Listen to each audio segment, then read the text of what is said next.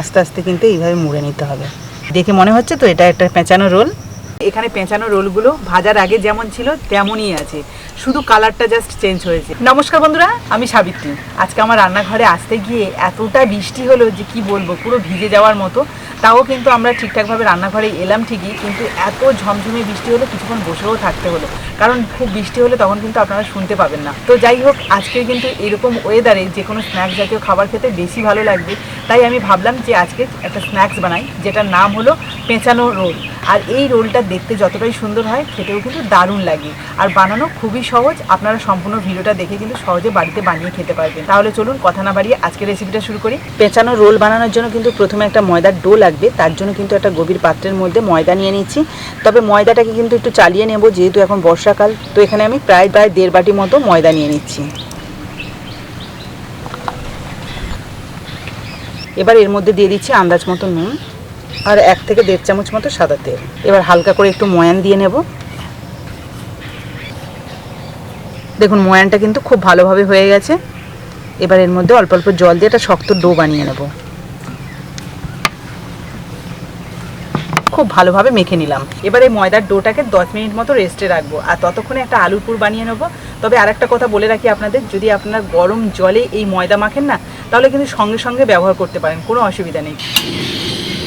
কড়াই গরম হয়ে গেছে, কড়াইয়ের মধ্যে দিয়ে দিচ্ছি অল্প একটু তেল। তেলের মধ্যে দিয়ে দিচ্ছি জিরে, মৌরি, ধনে আর কয়েকটা সর্ষে, মানে 5 ফোড়নই দিচ্ছি। দিয়ে দিচ্ছি অল্প একটু গ্রেট করা আদা, সরাসরি এইভাবে গ্রেট করে দিচ্ছি। আদা আর 5 ফোড়নটাকে হালকা করে ভেজে নিলাম। এবার দেখুন, এই রান্নাটা যাতে তাড়াতাড়ি হয়ে যায় বা পুরটা যাতে তাড়াতাড়ি বানাতে পারি, তার জন্য কিন্তু 3টে আলু আগে থেকে আমি সিদ্ধ করে রেখেছিলাম। এবার এইগুলোকে হাত দিয়ে ম্যাশ করে এর মধ্যে দিয়ে দেবো। হালকা নাড়াচাড়া করে নিয়েছি। এবার এর মধ্যে দিয়ে দিচ্ছি হলুদ গুঁড়ো, অল্প একটু গোলমরিচের গুঁড়ো, অল্প একটু লঙ্কার গুঁড়ো, সামান্য একটু জিরে গুঁড়ো, অল্প একটু গরম মশলার গুঁড়ো, আর দিয়ে দিচ্ছি অল্প একটু ধনেপাতা কুচি। ব্যাস, এবার সমস্ত কিছু মিশিয়ে নিলেই কিন্তু পুরটা রেডি হয়ে যাবে।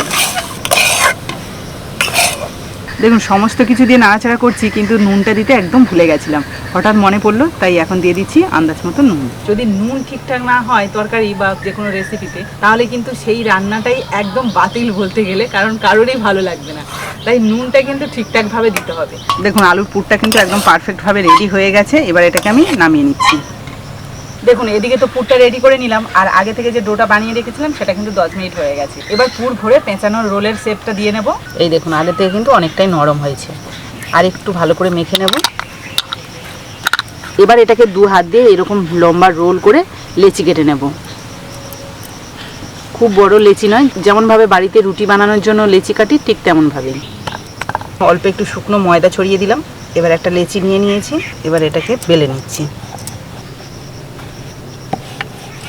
যতটা সম্ভব পাতলা করে বেলবো আর একটু লম্বা করে। এবার যে এখানে আলুর পুরটা রয়েছে সেটা আমি এই যে বেশ অনেকটা পরিমাণে নিয়ে নিলাম। এবার এই রুটিটার অর্ধেকটা কিন্তু এরকম আলুর পুরটা বিছিয়ে দেব। এবার এটাকে উল্টে দেব, মানে এই যে এটাকে কভার করে নিতে হবে, মানে যাতে আলুর পুরটা না বেরিয়ে যায়। হাত দিয়ে এটাকে এইভাবে চেপে চেপে একটু সমান করে নিচ্ছি। এবার একটা ছুরি নিয়েছি, ছুরির সাহায্যে কিন্তু আমি এরকমভাবে কেটে নেব।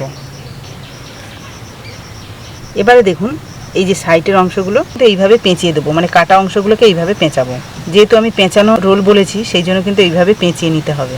দেখুন যে কোনো খাবার যদি একটু ধৈর্য ধরে ভালোবেসে যদি করা হয়, সেই খাবার টেস্টটা কিন্তু দ্বিগুণ হয়। এবার এটাকে রোল করে নেব, মানে মুড়ে নেব। আস্তে আস্তে কিন্তু এইভাবে মুড়ে নিতে হবে। এদিক থেকে 2 হাত দিয়ে এইভাবে চাপবো, আর নিচের অংশটা কিন্তু এইভাবে একটুখানি এইভাবে করে নিতে হবে আর কি।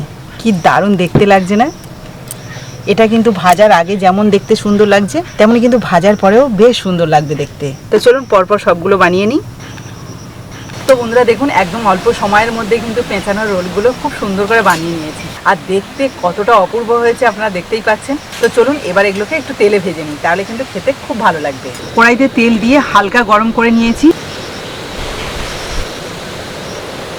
দেখুন মিডিয়াম গরম তেলের মধ্যে আমি কিন্তু এই যে পেঁচানো রোলগুলো ছেড়েছিলাম। এখন কিন্তু হালকা তেলটা আরও একটু গরম হয়ে গেছে। আর এই পেঁচানো রোলগুলো যদি প্রথমেই হাই ফ্লেমে গরম তেলের মধ্যে দিই আমি, তাহলে কিন্তু সঙ্গে সঙ্গে গাটা কালার হয়ে যাবে, ভেতরটা একদমই কাঁচা থেকে যাবে।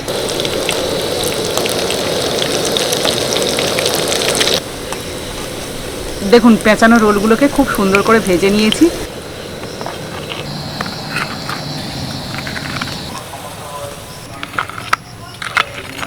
বন্ধুরা আপনাদের বলেছিলাম না যখন আমি রান্নাঘরে আসি তখন কিন্তু প্রচুর বৃষ্টি হয়েছিল, আর এখন দেখুন রান্নাটা জাস্ট শেষ হলো, পুরো অন্ধকার হয়ে এসছে। আমাকে কেমন দেখছেন জানি না, পুরো অন্ধকারে যেন আমি বসে আছি এমনটাই, মানে সন্ধ্যের সময় বসেছি মনে হচ্ছে, কিন্তু আমি এখন দুপুরবেলায় বসে আছি। আর দেখুন এখানে পেঁচানো রোলগুলো ভাজার আগে যেমন ছিল তেমনই আছে, শুধু কালারটা জাস্ট চেঞ্জ হয়েছে। আজকে কিন্তু কুটুসের ছুটি আছে, বাড়িতেই আছে বলে ওকে ডেকে নিয়েছি, ও খেয়ে বলবে কেমন হয়েছে এই পেঁচানো রোলগুলো। কুটুস চলে আসো। ভালো লেগেছে? এ দারুণ মুচমুচে হয়েছে, মানে মুখে দেওয়ার সঙ্গে সঙ্গে ভেঙে যাচ্ছে। যেমন গরম গরম আমরা সিঙ্গারা খাই যেমন মুচমুচে থাকে তেমনই কিন্তু। আর আলুর যে পুরটা করেছিলাম সেটাও টেস্ট লাগার জন্য কিন্তু আরও বেশি ভালো লাগছে। তো সব মিলিয়ে এই পেঁচানো রোলটা আমার কিন্তু ভীষণ ভালো লেগেছে। তবে এই পেঁচানো রোলটা আপনাদের কেমন লেগেছে অবশ্যই কিন্তু কমেন্টে জানাবেন। আর ভালো লাগলে প্লিজ একটা লাইক করে বন্ধুদের সাথে শেয়ার করবেন। আর যারা আমার নতুন বন্ধু আছেন তারা যদি ইউটিউব থেকে দেখে থাকেন তাহলে প্লিজ চ্যানেলটাকে সাবস্ক্রাইব করে রাখবেন। আর যারা ফেসবুক থেকে দেখছেন তারা ফেসবুক পেজটাকে ফলো করে দেবেন, তাহলে এইরকম নতুন নতুন ভিডিও প্রতিদিনই দেখতে পাবেন। তাহলে চলুন আজকের মতো বিদায় নিই, পরের দিন আসবো আবার একটা নতুন ভিডিও নিয়ে। ততক্ষণে ভালো থাকবেন, সুস্থ থাকবেন। Bye bye. Bye bye.